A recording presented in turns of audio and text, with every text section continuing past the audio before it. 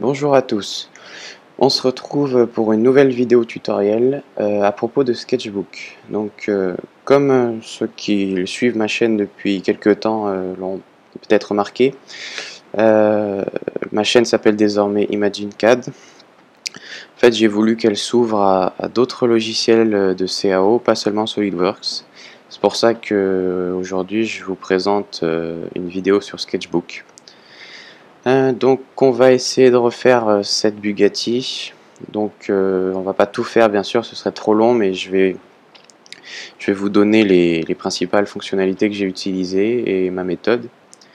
Donc je suis pas un pro, hein, je tiens à le dire. J'ai fait quelques projets, c'est vraiment destiné aux débutants ce que je fais. Et pour vous donner envie d'utiliser ce logiciel, parce que Sketchbook est vraiment très agréable à utiliser et il est simple. Vous voyez que l'interface n'est pas super compliquée, mais il est très puissant. Donc justement, à propos de l'interface, donc vous voyez qu'ici vous avez la barre d'outils en haut, vous avez la palette de couleurs, les options de votre ligne et tout ce qui est calque. Donc par exemple ici vous avez tous les crayons en haut, vous avez tout ce qui est dégradé et les options de courbe. Je ne vais pas trop rentrer dans les détails parce que certaines fonctions je ne les ai pas utilisées pour cette voiture. Donc on va commencer à parler de la voiture. Donc tout d'abord j'ai eu besoin d'une grille. Donc c'est pas obligatoire, si vous vous sentez de la faire directement, il n'y a pas de souci, hein, c'est même encore mieux, parce que là c'est un peu de la triche quand même. Vous dessinez votre grille, vous la numérotez, donc ça voilà, vous tracez des courbes, enfin, des lignes droites. Et parallèlement à ça, vous devez avoir donc votre image de référence, celle que vous dessinez. Vous devez la quadriller aussi et la numéroter. Donc vous imprimez tout ça, comme ça vous avez votre image sur votre bureau et vous dessinez en même temps. Donc voilà, vous avez votre grille. Maintenant vous pouvez commencer à tracer vos lignes. Donc déjà une petite parenthèse, pour se déplacer sur Sketchbook, vous appuyez sur espace. Vous avez une petite palette qui s'affiche. Hop, vous pouvez bouger, donc quand vous sélectionnez les flèches, vous bougez. Vous pouvez zoomer comme ça et tourner. Voilà. Voilà, je me décale un peu. Donc là, toutes les lignes sont dessinées, comme vous pouvez voir. Hop, par exemple celle-ci, voilà, elle est dessinée. J'ai aussi colorié par avance tout ce qui était noir. Voilà, pour colorier en noir déjà, vous prenez votre dégradé uni là, si je puis dire. Vous sélectionnez votre zone et voilà, du noir va se colorier dans toute cette zone. Ici pareil, voilà. Donc maintenant, donc comme vous l'avez peut-être deviné, il faut toujours avoir un profil fermé pour pouvoir dessiner, enfin dégrader je veux dire. Donc si on prend l'outil dégradé ici, hop, voilà, la zone se sélectionne en orange, ça veut dire que vous allez pouvoir dégrader votre zone. Donc là, voilà, si je veux dégrader cette zone en rouge,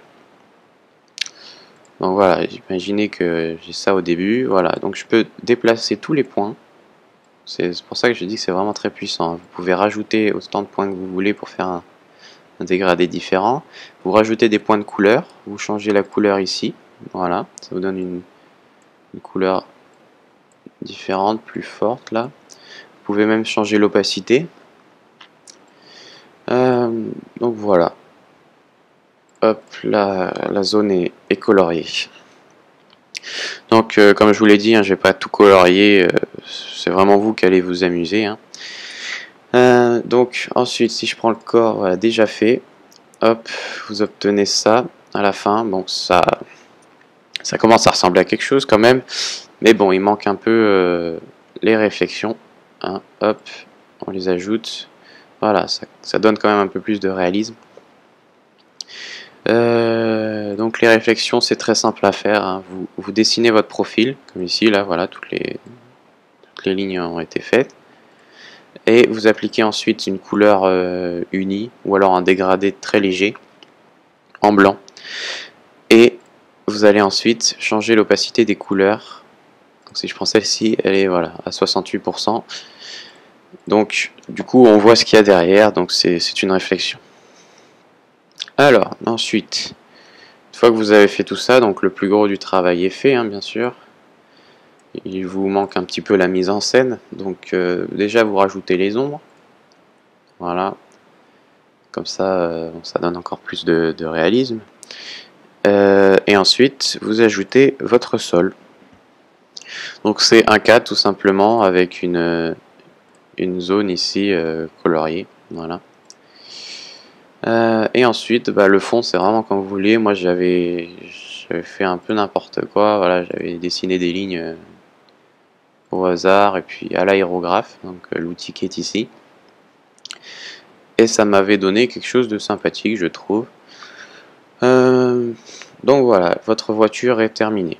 Bon, je sais, c'était un peu rapide comme tutoriel, mais c'était plus destiné à vous faire prendre connaissance du logiciel, hein, et à vous donner envie de l'essayer, voire de l'adopter et de dessiner dessus.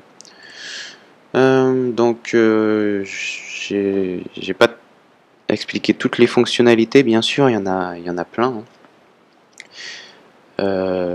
Comme par exemple voilà, toutes les options de ligne, imaginez, moi je vais vous le faire, vous avez deux lignes, hop, ici, vous appuyez sur entrée pour les terminer, hop, vous voulez les joindre, vous prenez cet outil, hop, voilà, il va vous les joindre, vous pouvez changer l'angle, la distance, c'est vraiment très puissant. Aïe. Voilà, vous appuyez sur entrée pour terminer, voilà, votre ligne est rejointe.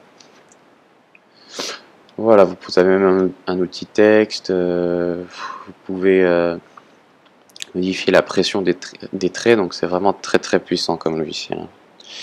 Donc je pourrais vous montrer aussi un des projets que j'ai fait à peu près au même moment que cette voiture. Donc là ça charge. C'est une Ferrari F750. Donc vous voyez que le dessin est quand même assez différent.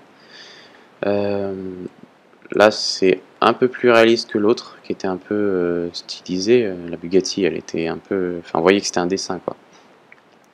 Là j'ai essayé de travailler plus sur les réflexions et les ombres, hein. Donc vous voyez que les ombres sont diffuses alors que sur l'autre elles ne l'étaient pas. Voilà, donc les réflexions sont différentes, les formes sont plus complexes. Voilà. Je vais y arriver. Voilà. Donc eh bien voilà, le tutoriel s'achève ici. Donc j'espère vraiment vous avoir donné le goût pour ce logiciel que je trouve vraiment exceptionnel, hein. Vous pouvez dessiner ce que vous voulez. Donc sachez qu'il y a aussi la version Sketchbook Pro. Donc là c'est du dessin à la tablette, hein, le plus souvent. C'est vraiment libre, hein. C'est vous qui dessinez comme vous dessineriez sur du papier. Voilà. Vous coloriez ensuite. Voilà, c'est un autre logiciel très complet aussi.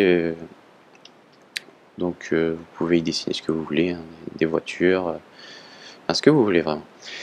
Donc voilà, le tutoriel s'achève ici. Et je vous dis à bientôt.